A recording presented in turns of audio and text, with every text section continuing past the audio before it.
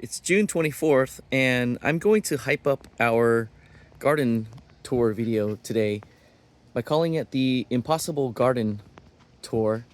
And that is because we are growing some things that are not supposed to be growing. Like, for instance, these Walla Walla onions. These are long day onions, and they can be treated as intermediate day, meaning it's possible to grow them in a southern area like Southern California. So we have some that are heading up, and you'll notice at the top there are not any stalks growing out. Sometimes they'll head up, but then the stalk will come out and trick you. So we're going to harvest some of these soon, and I really have them grown pretty tightly because while it's nice to get a large onion, I found that most of the times I use a small bit of it and then I end up having to store it in the fridge. So it's nice to get some small ones so I don't have to deal with either wasting them or having to store them. So the idea is just to harvest the smaller ones as we need them, and then that will free up the space for the onions that are remaining to bulb up.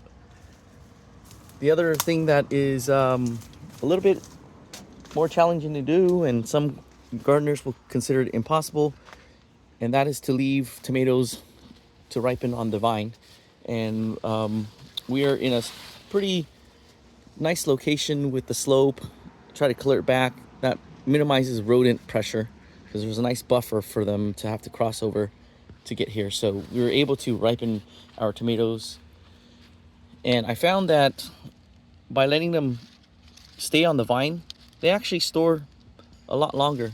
So a couple nice things about vine ripening: you don't have to worry about counter space issues, especially if you have a smaller kitchen like we do. And then also, if you're not ready to eat them and you want to eat the fresh tomatoes, they store a lot longer on the vine than in the fridge or on the counter. And then the other thing that would be impossible to grow would be broccoli in the summertime. And so we grow this variety, which is Monty. This is usually the size of the crown that it makes. And the beauty of Monty is once you harvest it, the main crown, it will start to produce side shoots. So you get succession harvests out of it.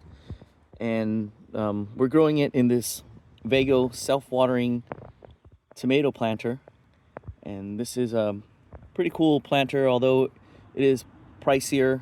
It's a pricier way to grow, but it does have enough volume to grow many things. So we're able to grow broccoli and other things that we're going to be growing in there just to see what we can grow.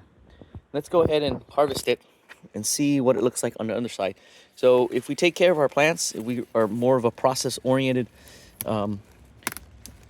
approach, that we take care of our plants as opposed to outcome, then we should have very few pests underneath and not at all. So here is the true test, true outcome, and that is that there aren't any aphids underneath.